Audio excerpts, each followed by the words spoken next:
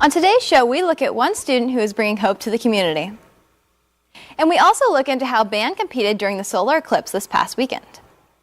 And finally, we look at an update from our volleyball team as they approach the final end of their season. These stories and more on this edition of Hilltop News.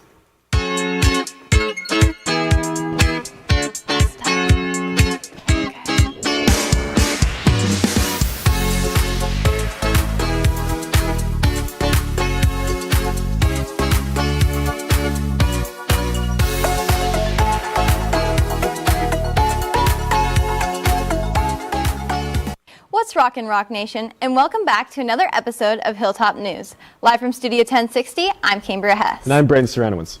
We have a great show in store for y'all today, but first, Braydyn is going to catch you up on everything going on around the Hill. Braydyn? Thank you, Cambria. Tomorrow after school in the cafeteria, juniors and seniors can join counselors for an informational meeting about scholarships, applications, and essays. Student council will be providing cookies, and the event will be from 4:30 to 6:30. Additionally, tomorrow evening, PISD will be hosting a college panel at 6 p.m. in the Walnut Grove Auditorium. Join admission representatives to explore two-year colleges, large schools, and small schools to find your fit. This Friday, we'll be having a Halloween pep rally for our varsity football game against McKinney High School. The theme for the school day and football game is Orange and Blackout. Last week at TEDx Southlake, a Rock Hill student got an opportunity that very few high schoolers ever get, to speak to an audience of millions of people. Samantha Mitchell has the story. Sophomore Surya Casabatla traveled to Southlake on October 8th to give a speech on hope, sharing with the audience his story on how he overcame his physical limitations to live a life where he's starring in movies, making YouTube videos, and yes, giving TED Talks. I mean, it's a great feeling because that's the whole purpose, right? Like, the whole purpose was to inspire people and leave an impact. Like, if they could learn something from my talk, it was the philosophy that you always can do what you want to do, and you never should give up. And I guess that's a very important message to everybody in general. So I mean, it just felt awesome to hear that live. It was very inspirational. Not only does Surya's story inspire the broader community, but he's also inspiring his teachers and classmates. Yes, it means a lot because I sometimes show TED Talks to my students to teach them some skills and stuff. So I just think having him do a TED Talk, it's just very important, and I feel honored as a teacher to have him in my class because he can inspire people, not just in my classroom now or in the school, but also for the community and the entire country. So it's a very prestigious honor for him. Surya says he has a lot in store for the future and has a long way to go in terms of achievements. For Hilltop News, I'm Samantha Mitchell. If you would like to watch Surya's talk, it will be available on the TEDx Talks YouTube channel. Saturday night, the Texas State Fair was evacuated after gunfire left 3 injured, according to Dallas police.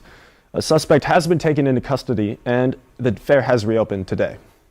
This Saturday, downtown McKinney is hosting a trick-or-treat trail at Town Lake Park from 3 to 9 p.m. This event includes live music, costume contests, carnival rides, and food trucks. Governor Greg Abbott has announced Texas Special Session number 3 that began on October 9th. The agenda items include educational freedom, border security, public safety, and ending COVID restrictions. The Senate has approved to send Bill 2 to the House, which allocates $5.2 billion to school districts could financially help with teacher raises and rising costs. And it also funds the much-debated school vouchers called Education Savings Accounts. Now, the United States has pledged full support for our ally Israel. The U.S. government is prioritizing defense systems and have already sent Navy ships and munitions in response to the Hamas attacks on Israel. On Saturday, band performed Shout from the Rooftops at Children's Health Stadium at 11:30, which was during the solar eclipse.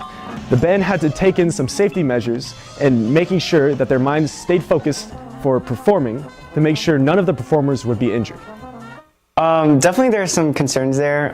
First one, of course, would be, again, staring into the sun. That's definitely not something you want to do. But that also just puts risk of the actual performance. Again, it's really important that they're watching us, the drum majors, constantly, and you're always, staying in time. So a distraction like that could have caused some collisions on the field possibly, and definitely, again, not safe for your eyes.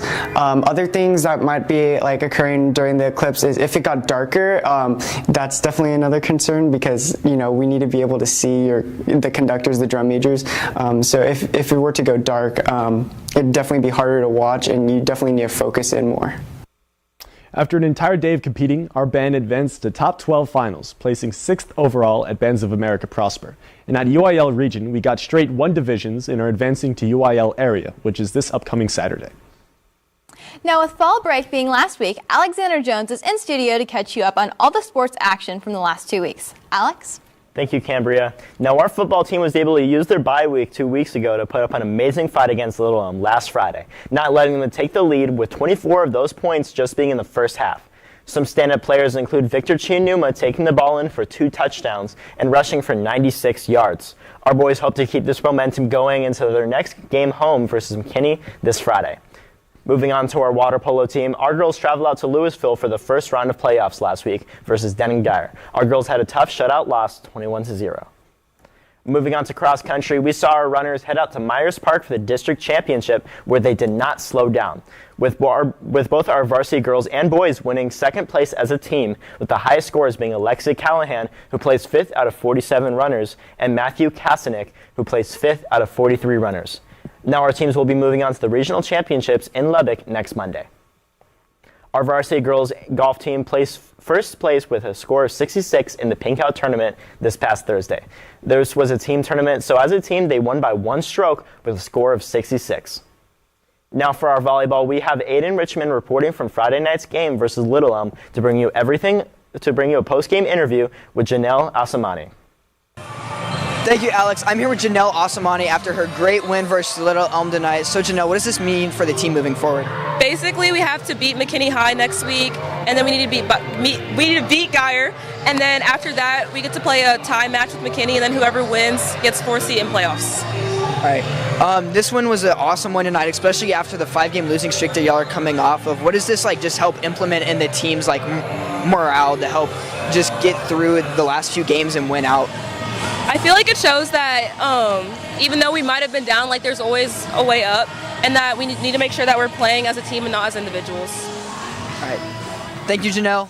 Thank you, Aiden. Volleyball won Friday night's game in 4 sets, losing the first set 25-20, but winning the next 3 in a row 25-21, 25-23, and 25-13. Volleyball will play the McKinney Lions away tomorrow at 6:30 and come back home on Friday to face the Denning-Dyer Wildcats for the last home game of the regular season. Well, that's all we have for today's show. For Hilltop News, I'm Alexander Jones. I'm Braydyn Cyranowicz. And I'm Cambria Hess. Keep rocking, Blue Hawks.